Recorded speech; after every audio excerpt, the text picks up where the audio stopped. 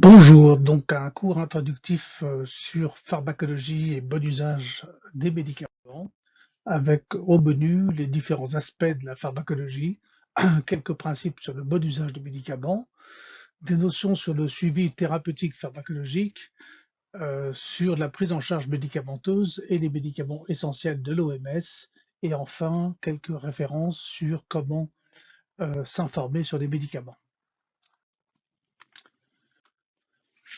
Tout d'abord, les différents aspects de la pharmacologie, ils sont extrêmement diversifiés et la pharmacologie, c'est plein de choses. Alors, c'est évidemment la pharmacocinétique et la pharmacodynamie.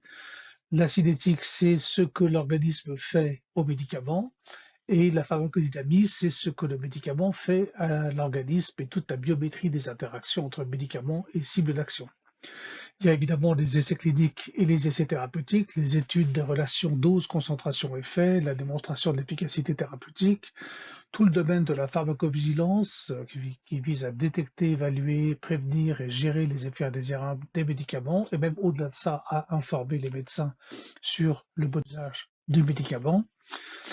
Plus spécialisé, la pharmacodépendance, qui concerne la gestion, la détection, l'évaluation et la surveillance du potentiel addictogène des médicaments et des substances illicites. La pharmacoéconomie, sur l'évaluation des conséquences médico-économiques imputables à l'usage d'un médicament par l'analyse notamment des rapports coût-efficacité, coût-utilité. La pharmacoépidémiologie, qui d'ailleurs rejoint la précédente spécialité en quelque sorte, qui caractérise l'utilisation et les effets des médicaments dans les différentes populations ou groupes sociaux. La pharmacogénomique, qui est l'étude de l'influence des ADN et ARN sur le devenir et la réponse aux médicaments. La pharmacogénétique, qui est une sous-partie de la pharmacogénomique qui traite de l'influence des variations d'ADN sur la variabilité de la réponse cinétique et dynamique des médicaments, notamment pour ce qui concerne le métabolisme et le transport. Et enfin, le suivi thérapeutique pharmacologique, qui est une aide à la prescription des médicaments par le dosage des médicaments dans les milieux biologiques, le plus souvent le plasma, mais pas seulement, ça peut être aussi les cellules ou les tissus.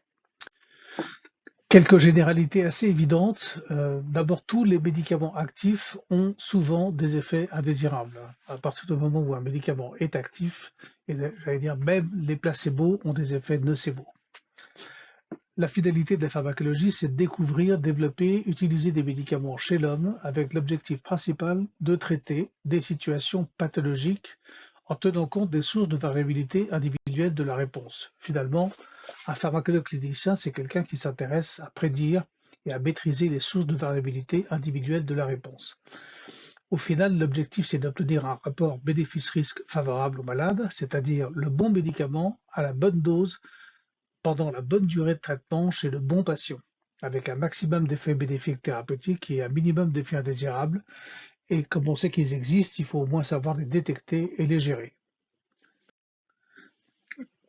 Classe et classement des médicaments, juste un petit rappel pour dire que à travers le monde entier, les médicaments sont classés selon la classification de l'OMS. Vous avez les liens sur le site de l'Organisation mondiale de la santé.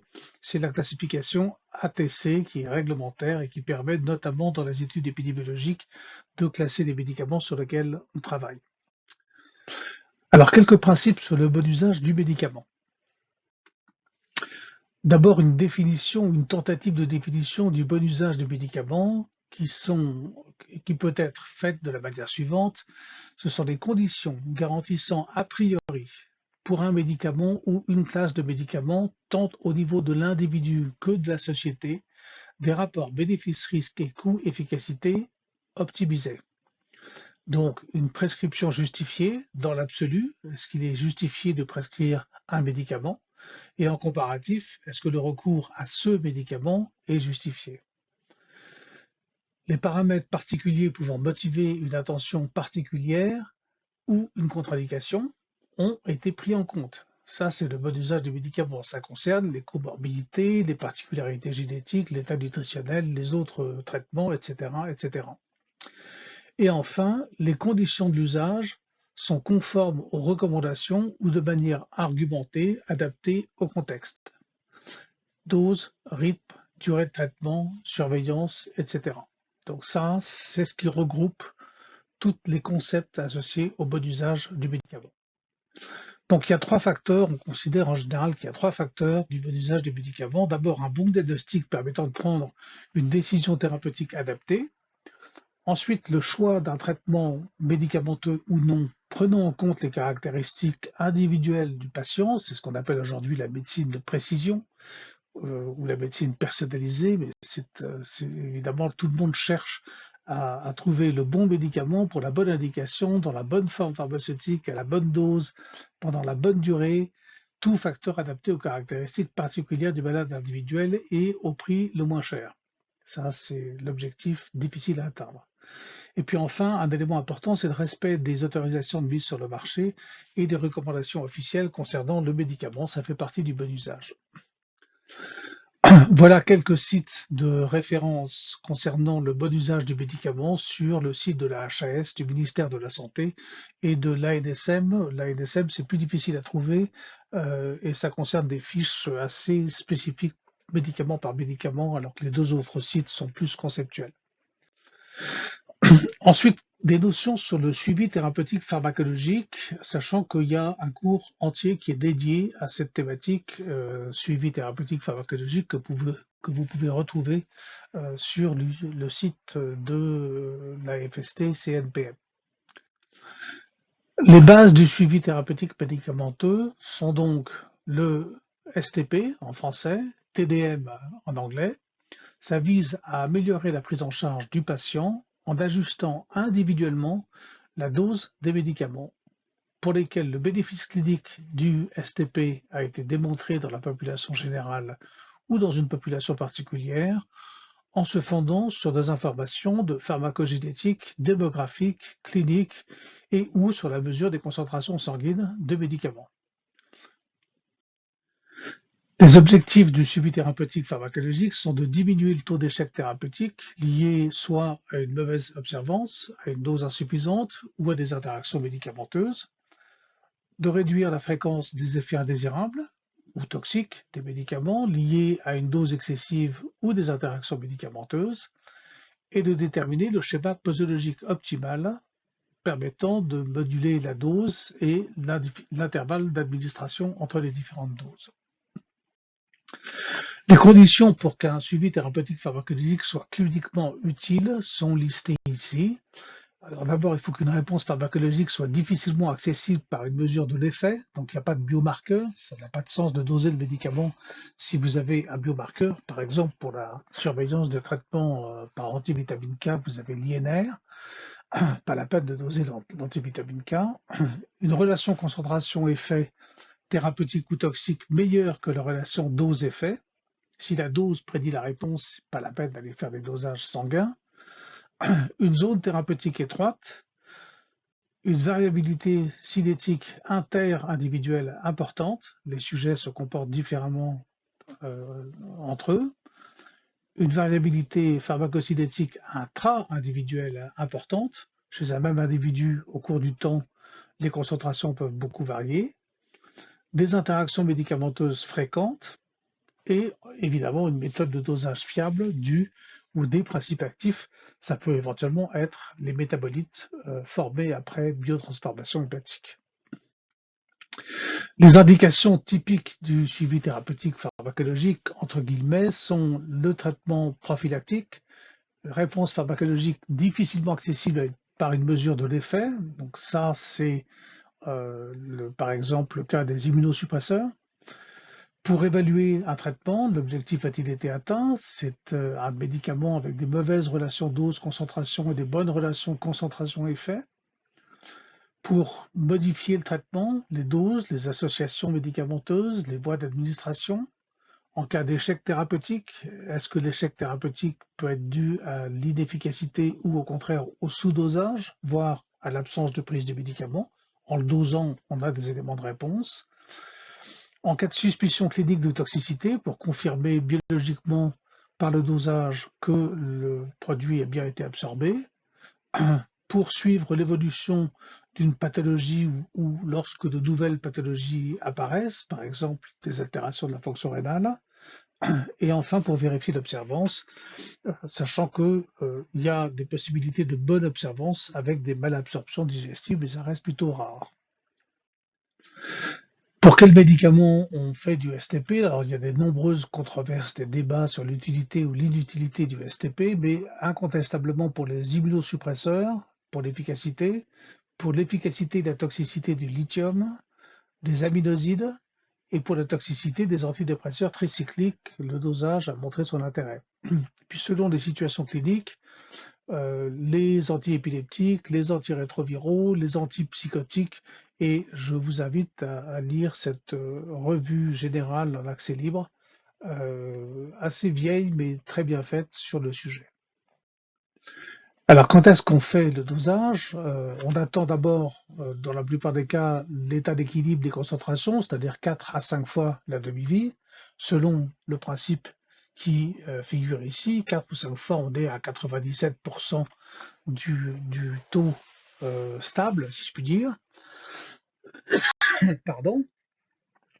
Et sauf cas particulier, notamment pour les aminosides dont l'efficacité est concentration dépendant, et la toxicité est au creux, on le fait au creux des concentrations avant la prise suivante, c'est-à-dire quelque part à cet horaire-là, avant l'administration de la dose suivante.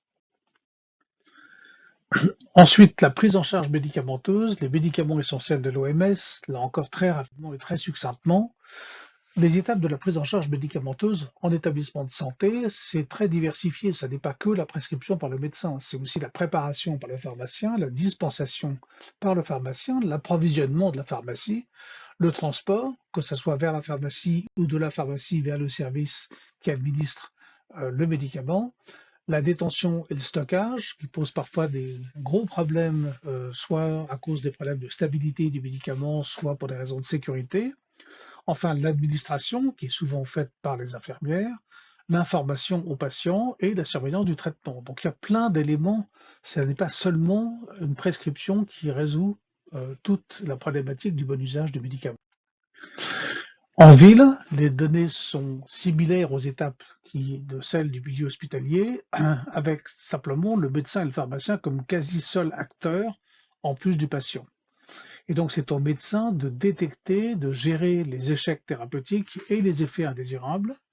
On estime que de 1 à 5% des hospitalisations sont directement liées à des effets indésirables médicamenteux, avec une mortalité de 1 à 4%. Et on estime aussi que 15 à 30% de ces hospitalisations sont dues à des interactions médicamenteuses, dont 50% seraient évitables. Donc, le bon réflexe, c'est de se poser la question à chaque visite, est-ce que le médicament n'est pas responsable des problèmes rencontrés? Pour ce qui est de détecter, déclarer et prendre en compte un effet indésirable, je vous renvoie sur le cours Pharmacovigilance, mission et organisation, toujours dans le cadre des enseignements FST du CNPM. Et juste un petit mot sur les médicaments essentiels de l'OMS. Nous sommes dans un pays riche, pour l'instant, et on utilise plein de médicaments. Mais l'OMS, qui s'occupe de gérer la santé dans le monde entier, se préoccupe de lister les médicaments qui sont considérés comme étant essentiels, et donc il a établi un site internet en accès libre qui est référencé ici et qui vous permet de voir la liste des médicaments considérés comme étant essentiels. Cette initiative de l'OMS vise la promotion des soins de santé primaires en rationalisant la sélection et l'utilisation des médicaments ainsi que leurs coûts. On peut filtrer la liste par âge et par sexe. Les mises à jour sont régulières et la liste peut apparaître très restreinte pour les pays riches, mais elle n'est pas d'abord si restreinte que ça pour les pathologies infectieuses. Et il y a énormément de médicaments génériqués. Cette liste est quand même prioritairement destinée à permettre à des pays pas riches de pouvoir continuer à soigner leur population. Enfin, quelques données sur comment s'informer sur les médicaments. Alors évidemment, Internet est la source principale d'information, c'est la source majeure. Évidemment, il faut développer son sens critique car on trouve tout sur Internet, le meilleur et le pire. On y trouve le dictionnaire, des dictionnaires médicaux, dont le Vidal et son équivalent américain. Il y a plein de mailings que vous pouvez recevoir. Attention, certains sont un peu biaisés par des publicités. Il y a des sites gouvernementaux qui font référence, qui sont listés ici et que je vous invite à visiter pour vous informer sur le médicament. C'est quand même ce qu'il y a de plus fiable. Et enfin, il y a le site du Collège national de pharmacologie médicale que vous connaissez, pharmacomédical.org. Quelques sites phares en accès libre. Donc, le Vidal est en ligne gratuit sur ce site-là. Vous avez plein d'informations. La version américaine qui est plus complète, notamment dans les aspects pharmacologiques, est listée sur dailymed.nlm.nih.gov. Vous avez des informations très diversifiées sur le site de l'Agence européenne du médicament, avec notamment les rapports d'évaluation publique de tous les médicaments, la liste des médicaments approuvés en Europe et les procédures d'approbation des médicaments en Europe. Et enfin, vous avez le gigantesque site de la FDA aux États-Unis avec tout l'historique des développements de chaque molécule. Enfin, et j'allais dire surtout, PubMed, qui est la source d'informations sur les publications médicales. Je vous ai mis ici un tutoriel qui est pas mal fait si vous n'avez pas l'habitude d'aller sur PubMed. Et surtout, je vous invite à penser au code du Medical Subject Headings, MH. Vous avez ici un lien vers tous les codes permettant d'identifier ce que vous pouvez rechercher. Les sous-catégories qui nous intéressent particulières avec l'effet des médicaments, la toxicité, le métabolisme, la cinétique, la dynamie, la toxicité et l'usage thérapeutique. Donc ça permet de cibler une recherche sur une catégorie particulière de thèmes dans le cadre de votre recherche. Je vous ai mis ici quelques mots-clés du MESH ciblé sur le médicament. Ça vaut ce que ça vaut. Allez vous balader dans le MESH. Et je vous invite à aller regarder donc ce MESH de manière à vous faire vos propres mots, les conserver en mémoire. Et puis enfin, il ne faut pas perdre de vue que pour les pharmacologues, vous avez PubChem, Compound, qui vous donne plein d'informations et de liens vers les caractéristiques pharmacologiques des molécules, y compris les brevets et autres informations pertinentes. Voilà. Je vous remercie de votre attention.